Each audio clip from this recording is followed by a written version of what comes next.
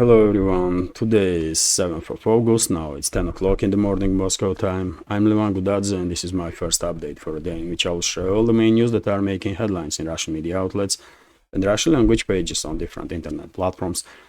Second update will be a little bit late, if not some technical issues, about 5 o'clock in the afternoon Moscow time, and during that live stream I will share all the additional main news that will be reported by Russian media. Well, that's been said, let's talk about news now. And first of all, of course, this incursion of the terrorists of the Kiev regime into Russian Kursk region. Of course, all of you are informed about it. Yesterday morning, Kiev regime launched incursion into Russia's Kursk region, and we have some information from Defense Ministry about it. So Ukrainian forces, numbering about 300 soldiers and 30 armored vehicles, have attempted to cross into Russia's Kursk region. Defense Ministry in Moscow has reported half of the enemy armor has been destroyed so far. According to Ministry, the attack took place on Tuesday morning, local time, in the area of Nikolaevo, Darino and Oleshnya along the Russian-Ukraine border. The Russian Defense Ministry said in a statement, Ukrainian forces launched artillery and drone strikes before attacking with up to 300 troops of the 22nd Mechanized Brigade, supported by 11 tanks and 20 other armored vehicles. Operational, tactical and attack aviation of Russia carried out strikes on a concentration of Ukrainian armed forces personnel and equipment in the areas of Basovka, Zhuravka, Koteny, Yunakovka, Belovody, Krapovshchina in the Sumy region. And also, of course, attacks were carried out on Ukrainian terrorists that entered the Kursk region. As a result of air and artillery strikes, Ukrainian forces lost 6 tanks, 2 infantry fighting vehicles, 4 armored personnel carriers, 3 armored cars, and mine-clearing engineering vehicle. According to Moscow, I believe at this point majority basically of Ukrainian terrorists that entered Russian territory are killed or wounded. It is impossible to know for sure at this point, of course, but during the day probably we will see some videos and photos of exterminated Ukrainian terrorists. Quite sure about it. And well, this is the area, by the way, where Ukrainian terrorists try to enter Russian territory. Unfortunately, they managed to enter across the border and move towards Suja settlement. This is Suja, this area. Important, as far as I understand, important town, not in terms of military, but in terms of Russian energo infrastructure, because not far away from this town there is this major gas pipelines, I believe, that was used to supply Europe basically with natural gas. This is the direction. Many experts are agreed that Suja was the main direction of this terrorist attack of the Zelensky's regime. They did not reach Suja, but unfortunately with the long-range means of delivery, with long-range artillery, drone strikes, town suffered significant damage. Local residents are fleeing, of course, area, and they were publishing quite a number of videos yesterday from Suja, from outskirts, while they were driving out, and you can clearly see that town is peaceful, and dozens of buildings have been destroyed of ordinary citizens. Typical terrorist attack of Kiev regime. What else you expect from terrorists, by the way? And Zelensky and his associates are terrorists, and their Western masters in Washington, in London, in Brussels, in Berlin, in Paris, they are terrorists also. And when I say terrorist, I mean terrorists. They use terrorist means, terror, basically, to achieve their political goals. And that's a pure definition of terrorism.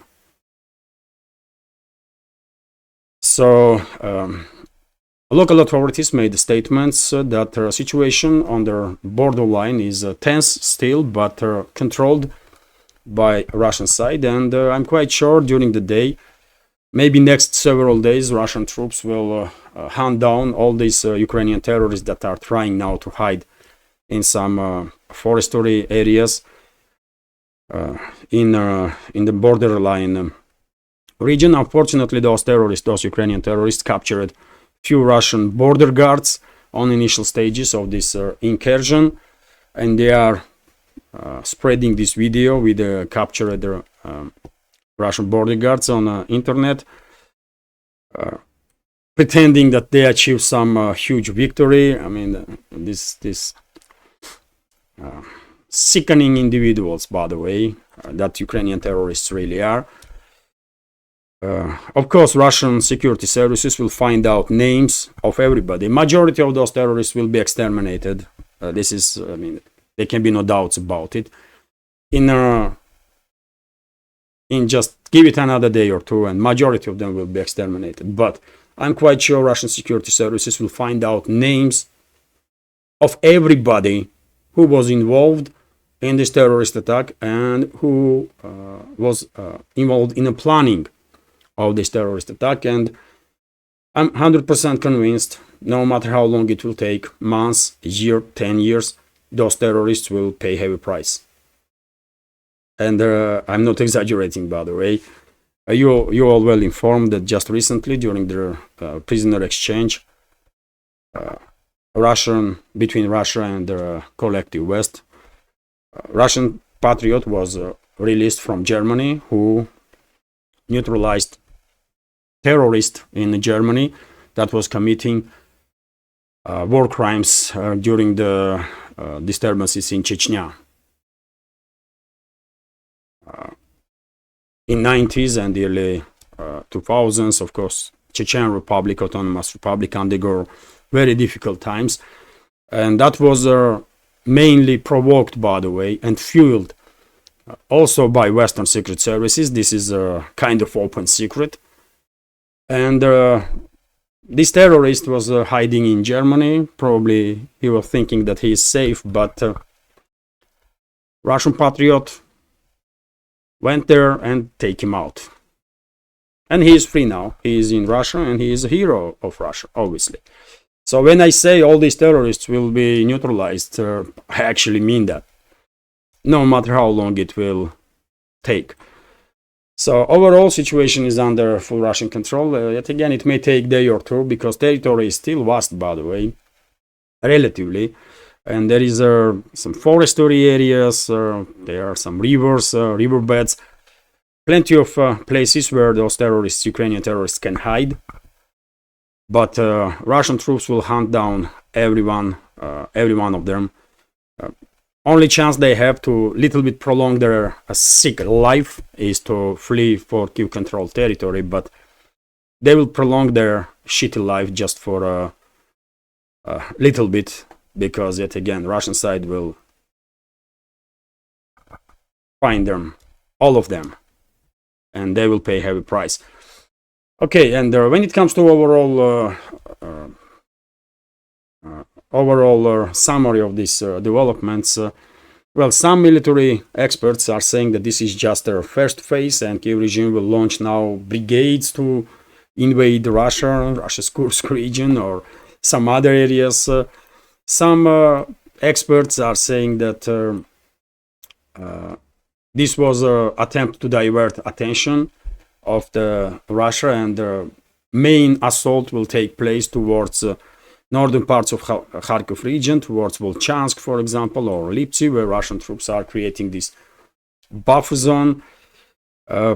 Me personally, I'm skeptical that Kiev regime is able to pull off sectoral scale offensive operation in any direction, by the way. They are able to conduct these media operations with the TikTok forces, and they did it quite a few times before also, isn't it? But when it comes to true sectoral scale military operation, nah. Kiev regime is unable to do so, and therefore I don't expect any Ukrainian offensive operations on any direction. Media operations, terrorist attacks.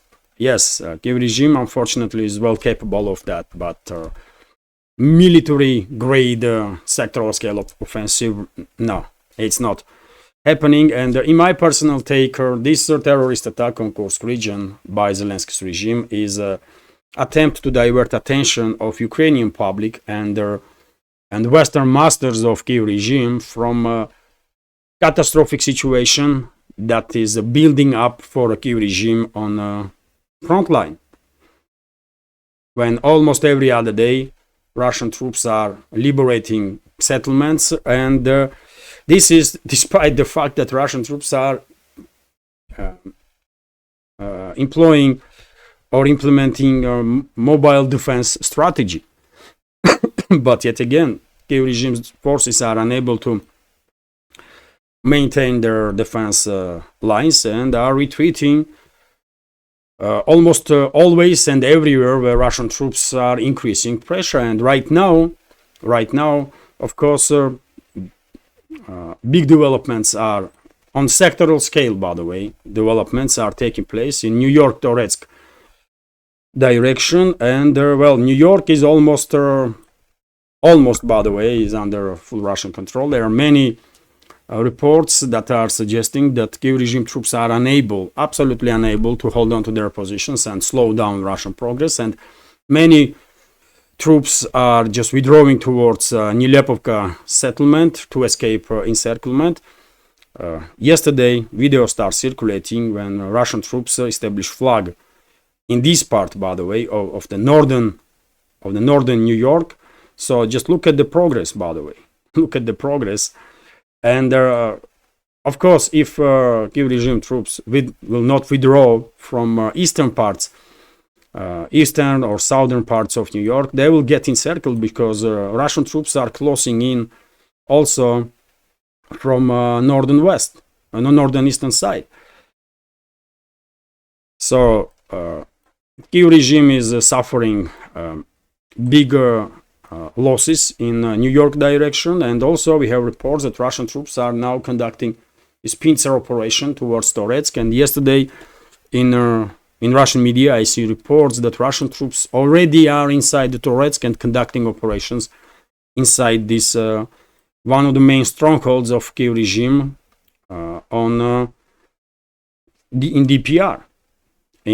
So, and of course, we all know, by the way, about Russian progress on daily progress in Avdiivka sector of the front line. For example, yesterday, Russian Defense Ministry confirmed the information that Timofeevka settlement is under full Russian control. You know about it because I reported about Russian control over Timofeevka a few days ago, but Russian Defense Ministry confirmed this information now. And almost every other day, by the way, we are receiving information about it. Zhelannaya on the southern side of Donetsk sector, for example. We had reports earlier that units of at least 3 Ukrainian brigades were encircled in Zhelannaya.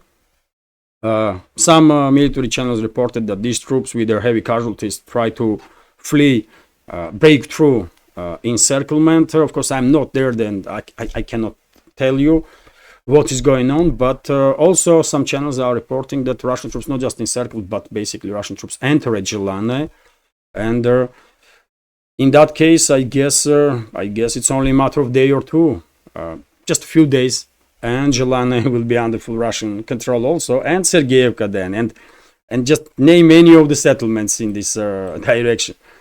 Russian troops will most likely establish control over their settlements in next few days, few weeks. Depends on distance between the settlement and Russian positions. So yet again, by the way, you clearly see Russian progress on a line of contact, and what can Kiev regime do about it? Nothing really. And to divert attention of public, they come up with this terrorist attack in Kursk direction. That's what they are, by the way. Terrorists and mass murderers, those Zelenskys and their associates in Kiev and their Western masters. They are mass murderers and the terrorists. That's it, man. So I guess today, tomorrow, by the way, all this story will finish in the Kursk area, and Russian troops will exterminate all the Ukrainian terrorists who will not be able to, escape to keep control of the territory. And as I said, even if they will escape, just give it time, by the way. Give it time. They will pay a heavy price for terrorist attacks on Russia. That's been said, let's talk about some other news now. And I guess Western media will now present this terrorist attack on Kursk region as some sort of huge victory of Kyiv regime or that kind of crap, man. But yet again, they can say whatever they want, man. Who cares? People that are using alternative media platforms, alternative media, they know perfectly well what is going on the line of contact. But people that are only listening to CNN or CNBC or I don't know, BBC and France 24, I mean, they're not gonna have information about real developments, isn't it? They might have an idea. They may think that Kyiv regime forces in a day or two will enter Moscow, because that's the propaganda of the West, isn't it? That Kyiv regime is winning, Kyiv regime is doing this and that, and it's not worth to spend time, by the way, on those sickening idiots that call themselves journalists in the West. In Western MSM, by the way, because true journalists, of course, they are great true journalists in the West, and all of them, by the way, every single one of them is working, guess where? In independent media, or not in alternative media, because MSM rejects real journalists, and real journalists themselves will refuse to deal with this main propaganda outlets of the Western ruling class. Anyways, let's continue. RIA Novosti is reporting that, as I already said, Russian Defense Ministry confirmed Russian control over the Timofeevka settlement in DPR. Also, by the way, RIA Novosti's report that Russian troops are encircling basically Toretsk with the pincer movement, with the pincers, which is also true. And well, as I said, by the way, situation for Kyiv regime troops in New York, Toretsk, in Avdiivka directions are desperate. Russian troops have initiative all along the front line, Seversk direction, Kupiansk direction. Despite their deployment of huge reserves on the northern part of Kharkov region, Kyiv regime is unable to regain control over the buffer zone that Russia created in the last couple of days in Liptsi and Volchansk directions. There are expectations that Russian troops will conduct, or are at least ready to conduct, a sectoral scale offensive in Zaporozhye sector of the front line. Also in South Donetsk sector, by the way, this main highway between Uglidar and Konstantinovka is under direct Russian control, and I guess it's only a matter of time now, and Konstantinovka will become under full Russian control, and we will see, most likely, we will see significant increase of Russian activity towards Uglidar. I guess Uglidar will be encircled. It's going to happen in a relatively short time. So that's what is going on the line of contact. And the Kyiv regime, out of desperation, is conducting terrorist attacks on Russian territory, because that's their face. That's what they are: terrorists and Nazis and mass murderers. So yes, Toretsk is under Russian offensive. Toretsk garrison of Kyiv regime troops, where Russian troops are conducting this pincer movement, and also New York, by the way. Give it another, I don't know.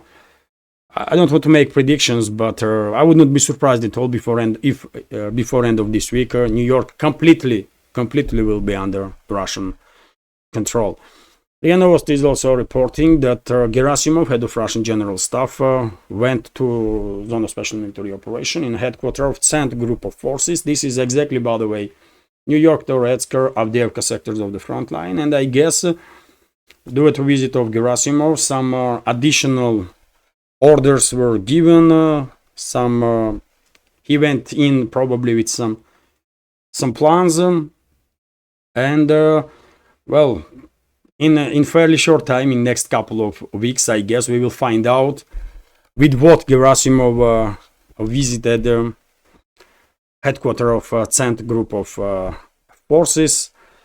RIA Novosti is also reporting that in Swiss colonel, retired colonel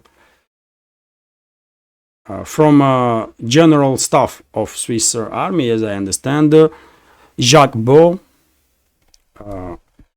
during the interview with Daniel Davis on his YouTube channel. And by the way, if you are not subscribed, I recommend. I believe in my recommendation list under this video. In the description box, I have a link to Daniel Davis's channel also. Quite sure about it. And there is great channels, by the way, there. Great channels that I recommend, starting from Duran, and there are at least dozen of channels that I follow and recommend, obviously.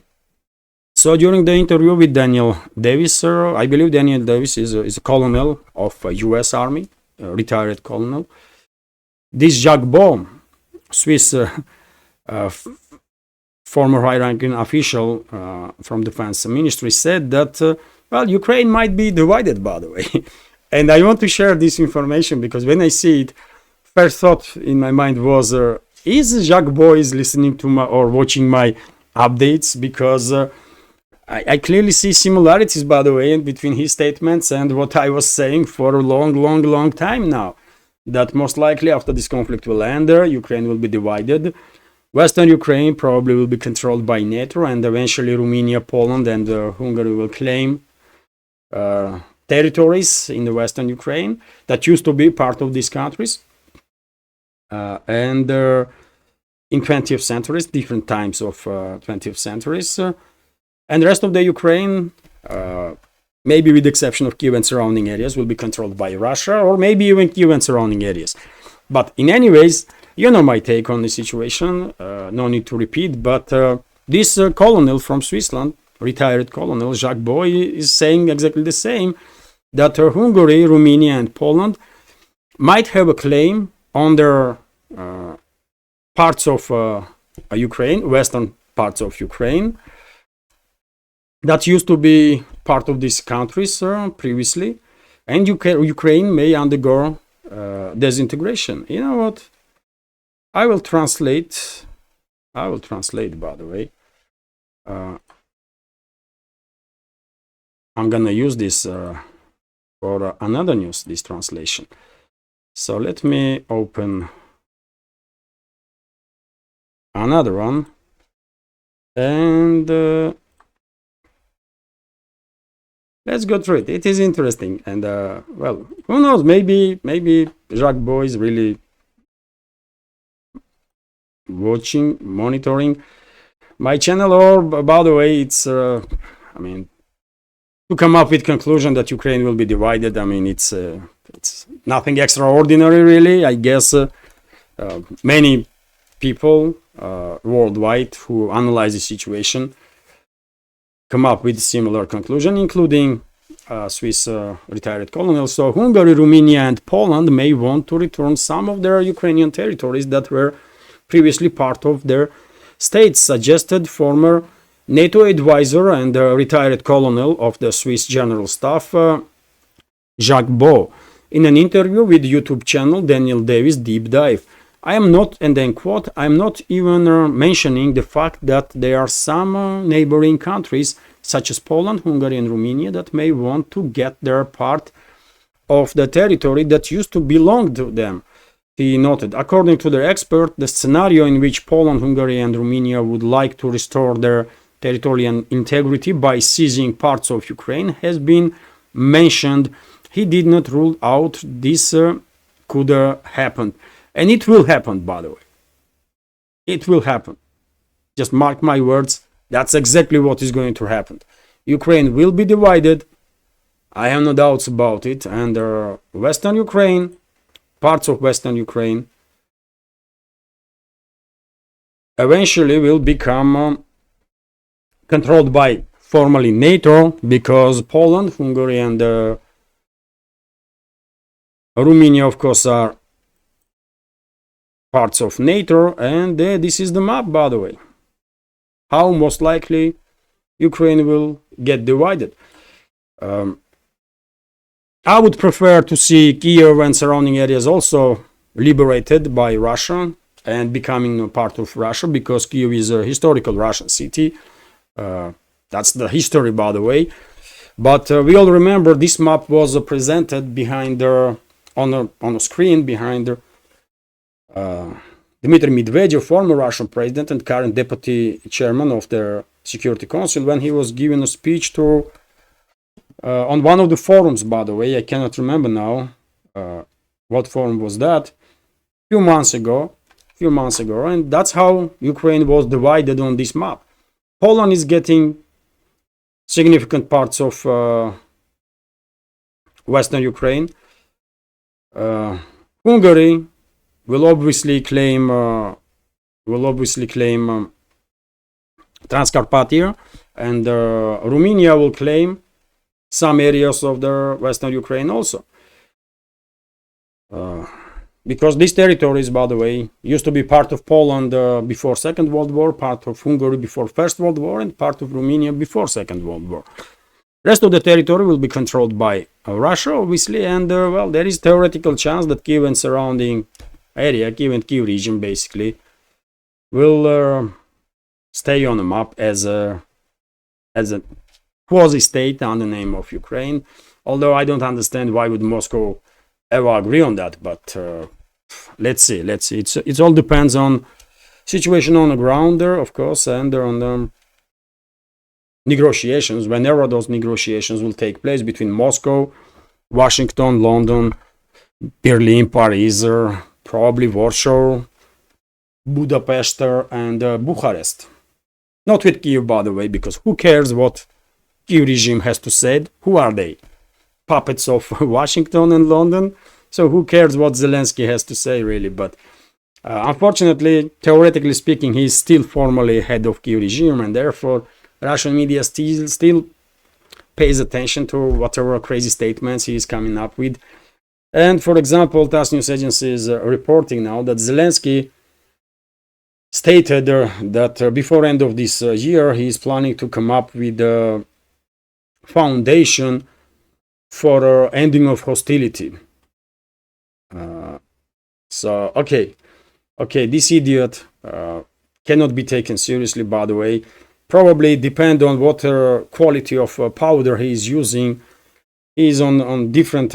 He's in different places, different universes, and one day he's talking about peace negotiations. Second day he's saying that they're gonna defeat Russia and defeat the entire world, and they're gonna occupy whole galaxy. By the way, next day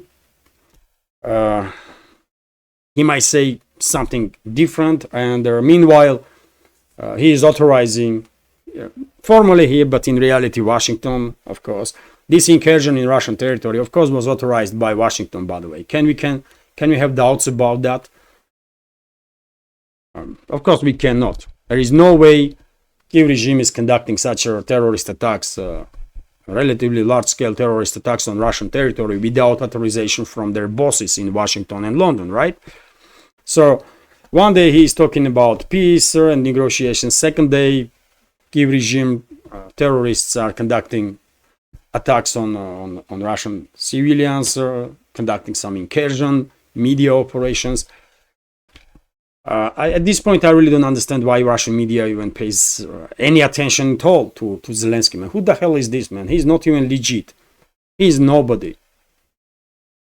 But because Russian media pays attention, I have to report about it also, because I report about news that I see in Russian media, right?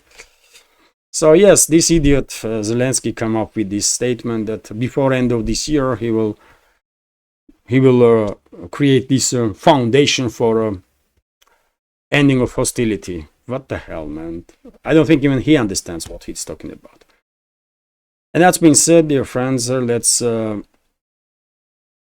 Let me take a little pause and note that this small media project of mine with several channels on YouTube, Rumble, Telegram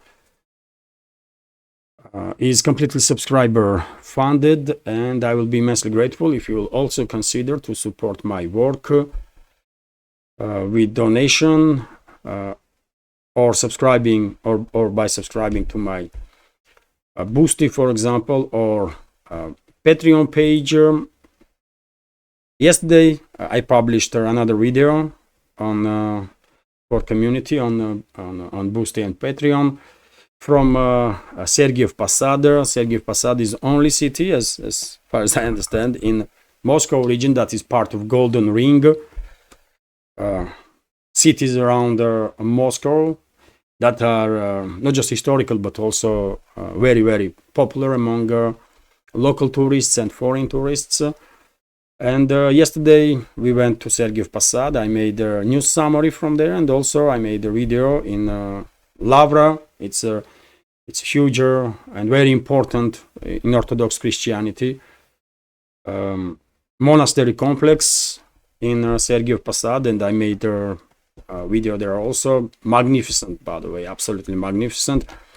Today I will publish that video on my Patreon and Boosty channels. So yes, if you can, dear friends, and if you want to, you can support this small media project of mine and my work with donations through PayPal or Boosty, or by subscribing to my Patreon and Boosty channels. Subscription on Patreon starts from $5 a month. And that's been said. All the links are, of course, under this video in the description box and in the pinned comment. That's been said, let's continue with some more news. And TASS news agencies report here that the leader of Hezbollah warned residents of Haifa, Israeli city of Haifa, about incoming retaliatory strike. I guess people are warned to get evacuated there, and well, I will take this warning seriously, and if I had relatives in Haifa, I will definitely tell them to leave city immediately. I will even recommend to leave Israel immediately, because due to actions of Netanyahu and his government, it seems inevitable now that very strong retaliatory strikes will take place from Iran and Hezbollah. Also, RT is reporting that US braces for more attacks on its Middle East forces. According to Axios, US is expecting further attacks on its troops in the Middle East as Hezbollah and Iran prepare to strike Israel. Axios reported on Monday, and of course members of our community are informed that day before yesterday, that was, isn't it, or yesterday night, when one of the US bases was attacked in Iraq, and as a result of this strike, at least 5 US servicemen was wounded.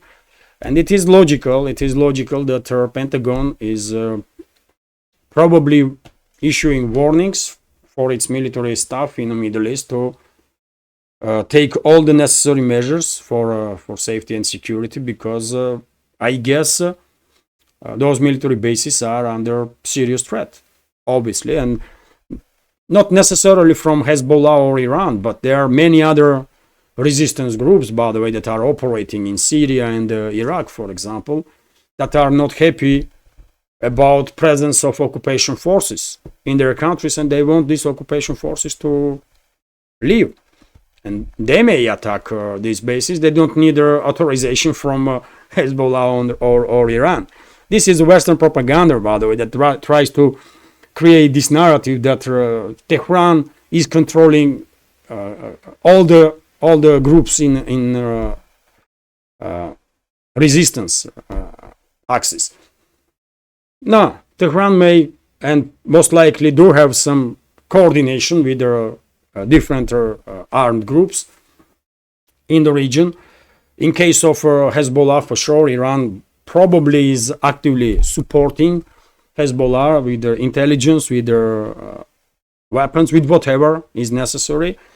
Of course, Houthi rebels, Ansar Allah movement in Yemen is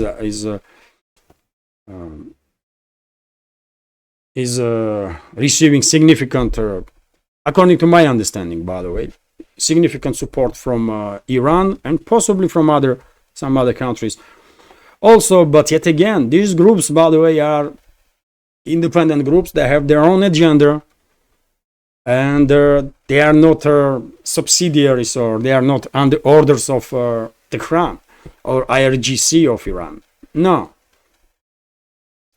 But that's narrative that Western propaganda is trying to create, that every group there is some sort of branch of IRGC, which is not true.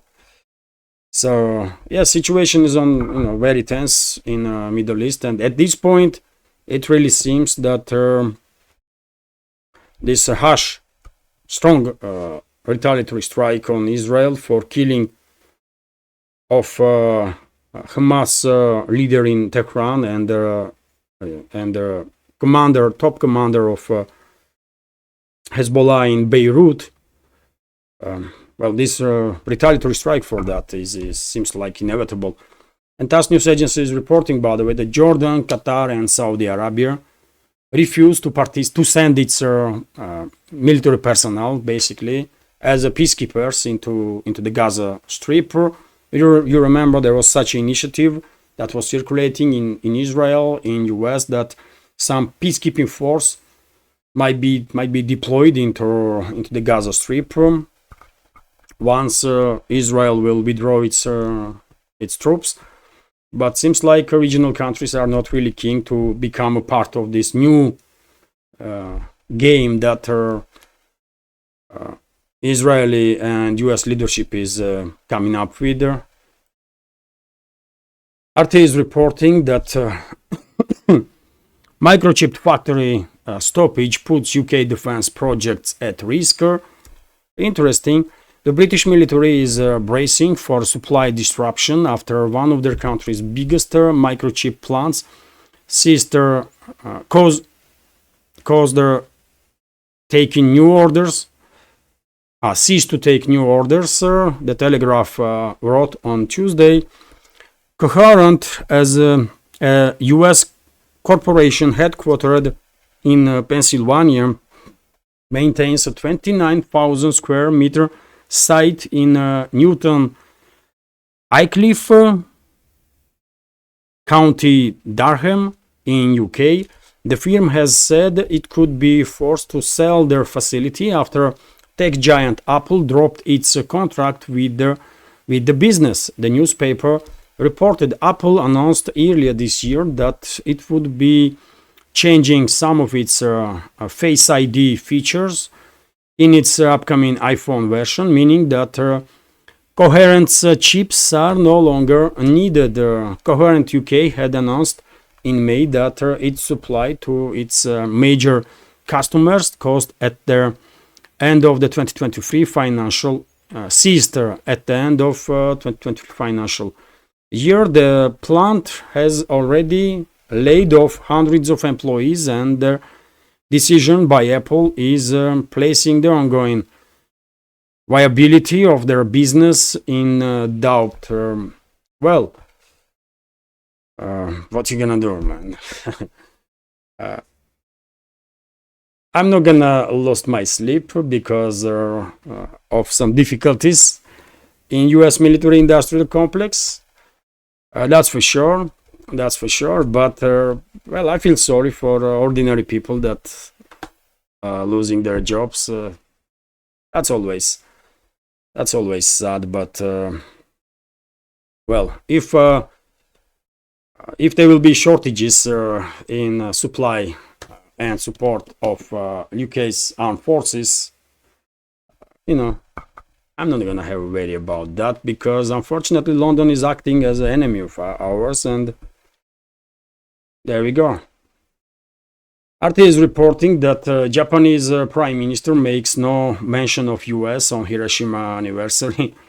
What a surprise! What a surprise that a representative of occupying regime, US occupying regime, did not mention US as a country that dropped nuclear bombs, atomic bombs on Hiroshima and Nagasaki and killed hundreds of thousands of civilians in a matter of millisecond.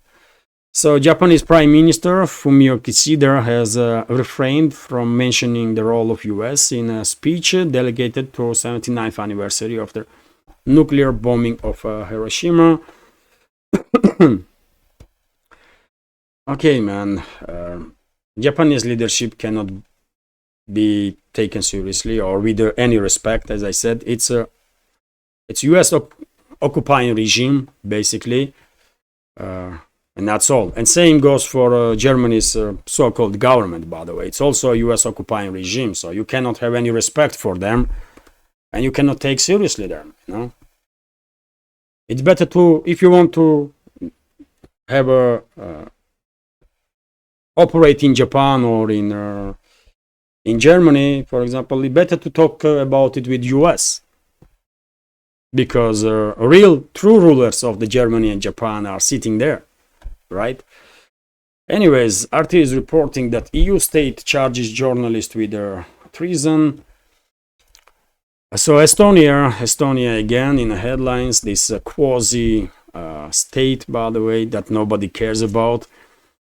Estonia has accused reporter Svetlana Burtseva of treason, violating sanctions on Russia and writing a book on hybrid warfare that sought to discredit state institutions. Burtseva, 57, used to work for Sputnik Estonia until Tallinn banned it in 2019. She then allegedly wrote for the portal Balt News, which the Estonian authorities claim as a part of sanctioned Russian Russia Сегодня media group. Her text were published in online news serving the interests of Russian propaganda. State prosecutor Eneli Lauritz told the state broadcaster ERR on Tuesday after the hearing at the Harchuk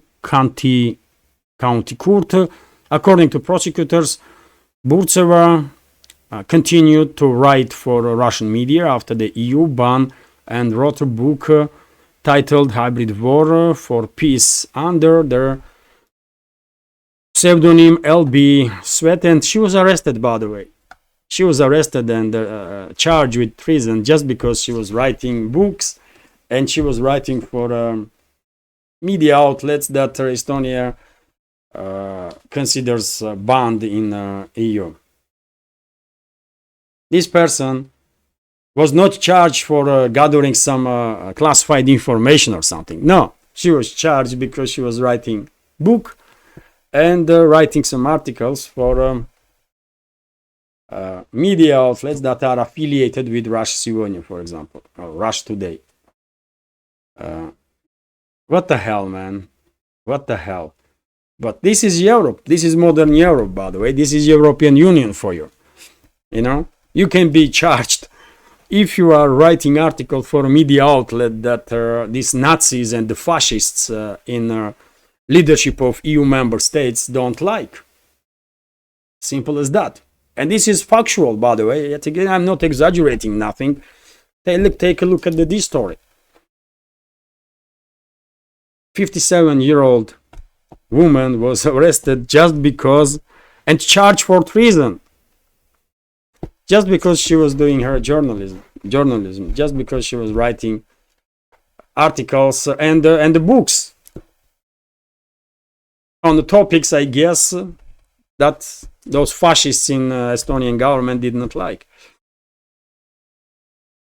Well, man, thanks God I was not born in Estonia, man. Wow, what a shame that would be, to be Estonian, man. In modern days, man, and have such a fascist government, man. Holy moly. Commerçant, and same can be said about Lithuania and Latvia, by the way. I mean, this disgraceful quasi-states, absolutely disgusting quasi-states, by the way. I don't understand how anybody with dignity can live there, really, under such a fascist authority. I truly don't understand how it's even humanly possible to live under such a fascist authority, by the way. Flee, for God's sake, flee. And many does, by the way. All these republics, they're gonna end, just give it another few decades, because there will be nobody there to live, you know. Everybody will run away. Only these fascist bureaucrats will probably stay, and then they will eat each other, I guess. And this is it. Oh, no. I have some more interesting news. I want to end this update on something positive, man. And I have this information that Chinese scientists find their water on a lunar ground, although of course scientists know for quite a while that there is water molecules on the moon. There is ice in some deep craters, and I believe on the poles. But this is a little different story, because well, let's go through this news. All true water has already been found on the moon, including by Chinese scientists a year ago. The current discovery is of particular importance. For the first time, water has been found in physical samples, and moreover, in a place where water, as previously assumed, simply cannot exist in molecular form.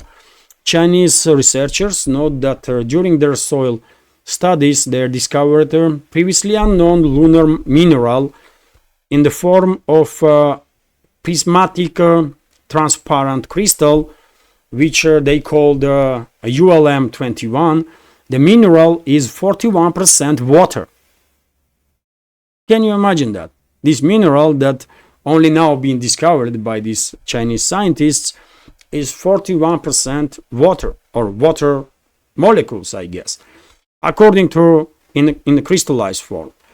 According to scientists, this type of water could become a resource for human colonization of the moon. So great news, of course.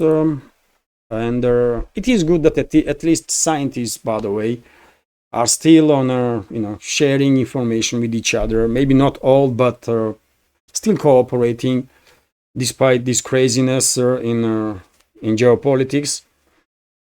And I believe Chinese scientists will share these samples of the lunar ground with their scientists from other space research institutions worldwide, with Russian scientists, with European scientists, US scientists, Indian scientists, and many others. And yes, one day this new discovery may help humans to build infrastructure on the moon and live there. Who knows? Why not? And well, this is it for now. Relatively long update, but hopefully you will find it informative, interesting, and useful, maybe even entertaining. That will be good, although unfortunately I don't really have a great humor, and that's bad, man. But it is what it is, man. There is a saying in Georgia. I'm from Tbilisi, right? I was born in Khashuri because my mom went to her mom when she was pregnant, and I was born in Khashuri, but I was raised in Tbilisi. My father was from Tbilisi, his father, and so on. And I grew up in Tbilisi, capital of Georgia. But this area, by the way, of eastern Georgia, Kartli, called Kartli. So I'm from Kartli region. And they are saying in Georgia that people from Kartli don't really have a sense of humor, which is not necessarily true. We have sense of humor, but maybe not as good as in Kakheti, for example, because people from Kakheti are famous for their great sense of humor, and from Imereti, for example, in western Georgia. So yes, little something different for community. So yes, hopefully you will find at least some of my news updates a little bit entertaining. That'd be good. And yes, if you didn't yet click that like button, please do so. Click that like button, leave some commentary just about anything, any topic. And if you can share information about my channel with your friends in real life or in on internet. After all, almost everybody is talking about Russia, and there is very few channels actually from Russia that are talking about all these major topics. And what else? If you want to support, by the way, I already said that all the links are under this video in the description box and in the pinned comment. Have a great day and take care. Bye for now.